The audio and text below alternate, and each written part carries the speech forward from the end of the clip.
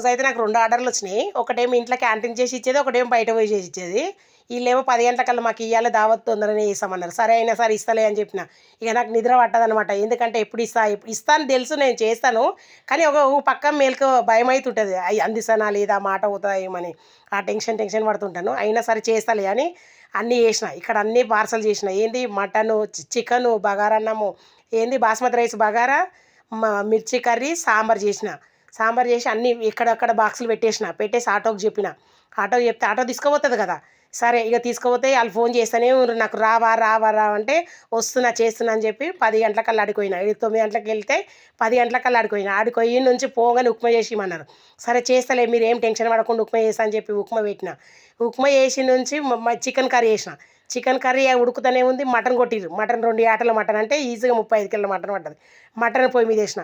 Mutton పొయ్యి మీద ఏసి ఏం చేసిన, బోటి కడిగిన. బోటి తలకాయ అవి చూపియలేను గానీ బోటి తలకాయ, మసాలా వంకాయ వండిన, సాంబార్ చేసిన. ఏంది బగారన్నం ఎంతేసిన 25 కిలోల బగారన్నం వేసిన. 10 కిలోల తెల్లన్నం వండిన. అవన్నీ బొగాన్లు నేనే దించుతాను, నేనే పెడతాను పొయ్యి మీద. ఎవ్వరు లేరు, మగపిల్లలు ఎవ్వరు లేరు. బగారన్నం దించనీయకోతన్నారు. అమ్మ నువ్వు ఇంత కష్టపడతావు వద్దులే మేము పడతామంటే, ఏం లేదు నేను పడతా అంటే, వద్దమ్మా నేను పడతాను కూసో అంటే సరే అని చెప్పి నేను కూర్చున్నాను. వాళ్ళిద్దరు మగపిల్లలు పట్టి దించిర్రు. అసలు ఎంత గ్రేట్ అమ్మా నువ్వు ఇంత పని ఇట్లా చేసావు అని అడిగినాను. నాకు అలవాటయింది నేను చేస్తా అని చెప్పిన. తప్పదు కదా చేయాలి అని అన్నా.